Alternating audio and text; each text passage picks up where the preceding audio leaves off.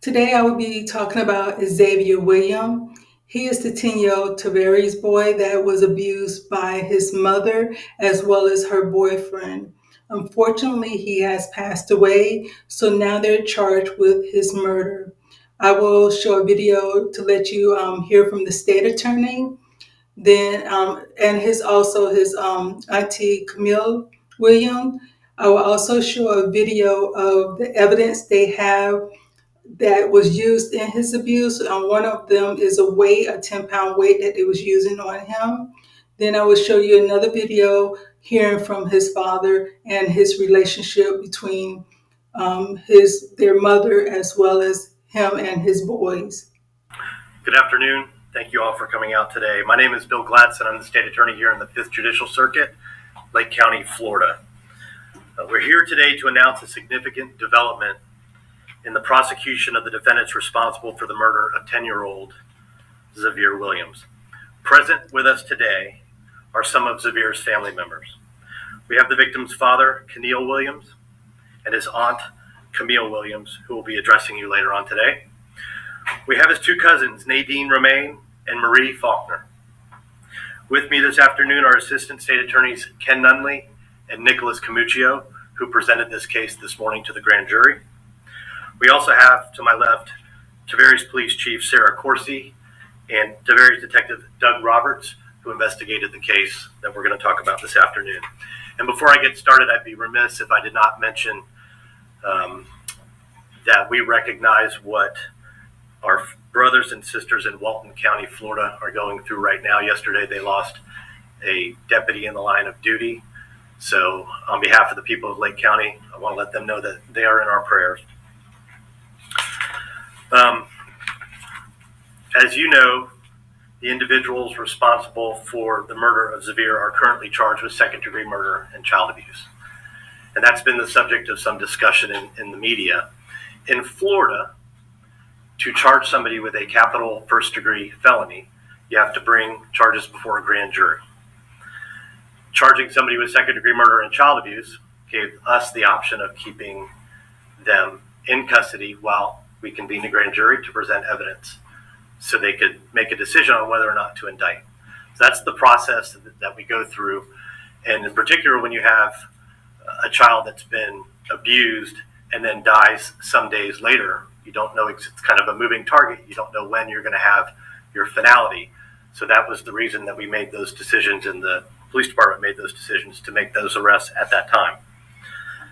Today we're here to announce that the grand jury indicted 37-year-old Kimberley Mills, the mother of the victim, and 36-year-old Andre Walker, the paramour of Mills, on 5 counts. Both Mills and Walker were indicted as principals to first-degree murder, principals first-degree felony murder, as well as aggravated child abuse. And at this point, I want to read portions of the indictment so you'll have an understanding of what, to some extent, what information, or at least what evidence the grand jury considered when they made their decision. So for count 1, and this applies to both defendants, principal to murder in the first-degree felony murder, Kimberley Mills and Andre Dwayne Walker, on or about February 22nd, 2025, did unlawfully and feloniously, while engaged in the perpetration of a certain felony, to wit, aggravated child abuse, kill and murder Xavier Williams, a human being under the age of 18 years. Count 2, as to both defendants. Principal to aggravated child abuse, first-degree felony. Kimberley Leon Mills, Andre Walker, between December 24th, 2024 and February 20th, 2025, did unlawfully, actually, intentionally commit one or more of the following acts of striking Xavier Williams, a child under the age of 18 years, against his will, or intentionally cause bodily harm to said child by striking him with a dumbbell. And in the commission of said acts of battery, did intentionally and knowingly cause great bodily harm, permanent disability, or permanent disfigurement to said child. Count 3 of the indictment, principal to aggravated child abuse as to both defendants, first-degree felony. Kimberley Mills and Andre Walker, on December 24th, or between December 24th, 2024 and February 20th, 2025, did unlawfully and maliciously punish Xavier Williams, a person under the age of 18 years, by striking him with various objects to include a dumbbell, boxing gloves, flashlights, and a copper rod in violation of Florida statutes. Now, as I said earlier, there's a 5-count indictment. The last 2 counts will need some redactions. There will be copies of them available for you. Today, we're kind of prepared to talk about counts 1 through 3, which include the first-degree murder and the child abuse. The other thing I want to mention at this point is I'm going to announce today that we are seeking the death penalty as to both defendants in this case. As you know, Florida law allows for capital punishment for the most heinous of crimes and for the most vulnerable of victims. And that's what we have in this particular case, and that's why we are here today. At this time, I'm going to read portions of the notice of intent to seek death, which has been filed in this case. The state intends to seek the death penalty in the event the defendant is found guilty of first-degree murder. The aggravating factors the state intends to prove and has reason to believe that it can prove beyond a reasonable doubt are as follows. The defendant was previously convicted of another capital felony or a felony involving the use or threat of violence to the person. The capital felony was committed while the defendant was engaged in or was an accomplice in the commission of or an attempted to commit aggravated child abuse. The capital felony was especially heinous, atrocious, and cruel. The victim of the capital felony was a person less than 12 years of age. The victim of the capital felony was particularly vulnerable because the defendant stood in a position of familial or custodial authority. Those are the 5 aggravators that we have evidence that we expect and intend to prove in this case, should the jury come back with a conviction in the future of first-degree murder. I know that's a lot to digest, and I know I appreciate your patience because this has been something, as I said earlier, that's been talked about in the media a lot. The Tavares Police Department has done an excellent job getting information out when they can. Sometimes we always work together, and sometimes we have to keep information close until we get to the point where a grand jury has been seated, convened, and then has heard the evidence. So with those updates, I'd like to thank Chief Corsi, Detective Doug Roberts, and Detective Courtney Sullivan for their diligence in investigating this case and keeping the public, as I said, informed all along the way as much as they could. I also want to express my deep appreciation to the community members who have come out in support of the family in this case. Hundreds of you attended the vigil this past week, and a family that's going through what this family is going through needs to know that they have the support of the community as they move forward. I have personally seen how community support can keep family members of victims, survivors, engaged in the process and give them the strength to make it through, because what they're going through now and what they're going to go through is unimaginable to the rest of us. Thank you.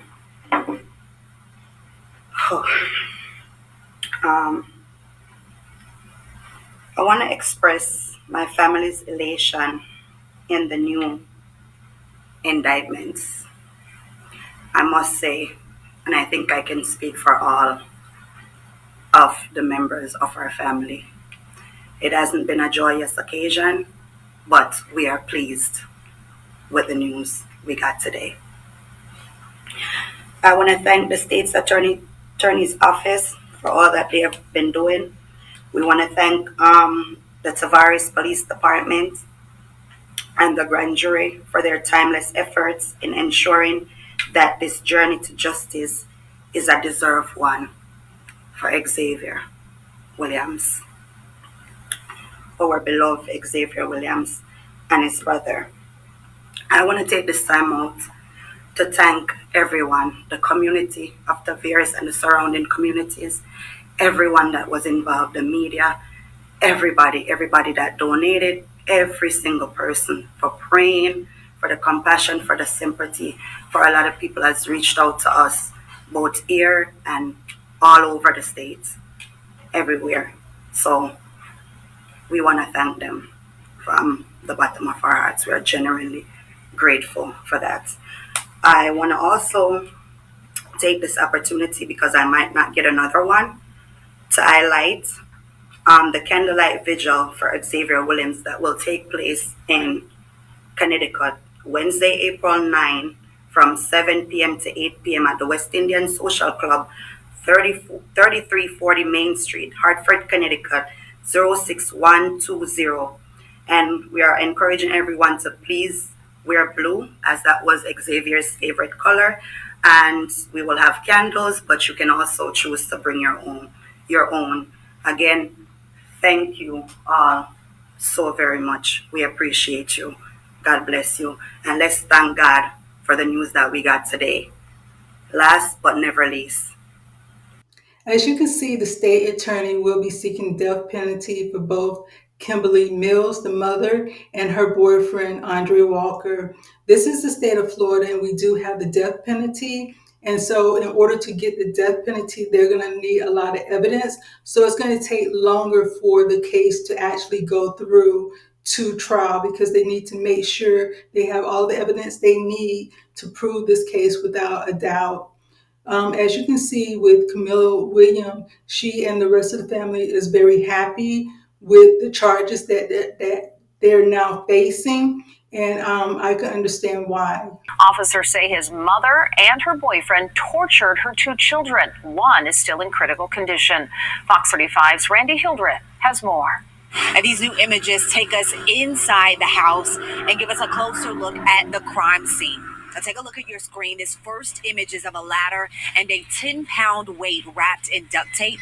Tavares police now say Kimberley Mills and her boyfriend Andre Walker taped her 10-year-old son to that ladder and were dropping the weight on his stomach as punishment. Police say that's what sent him to the hospital back in February.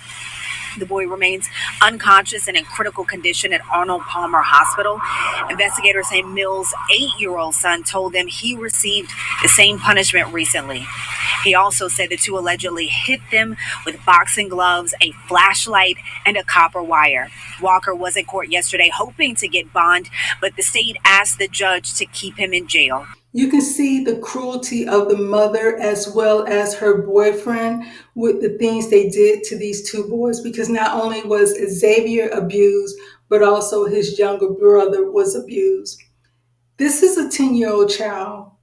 They're going to take him and duct tape him to a ladder with his arms above his head. He cannot defend himself. He cannot move. He cannot get out of the way. He's, like when someone's going to hit you or something, you would brace or try to block. He can't do any of that. He is completely helpless. They take a 10-pound weight and drop it on his stomach, not just one time, but continuously. And that's what happened that night when he ended up being rushed to the hospital, and his mother was giving him CPR at the time to keep him alive. And that's when the emergency room doctors and nurses seen all the bruises on his body, and they called the police. I don't think they stated how long the abuse went on, because that's going to be part of their investigation to find out. But it's like, how heartless can you be as a human being to do this to a child? If you did not want these boys, send them back to their father. 10-year-old boy's family is talking about their pain after the boy succumbed to his injuries. That's right. Xavier Williams here died Friday after suffering what police are calling unimaginable abuse. Detectives say the boy's mom and her boyfriend tortured him to death. They are both now facing murder charges. West Shoe's David Jones was the only reporter to sit down with Xavier's father today. David, did he have any idea that his son may have been in danger?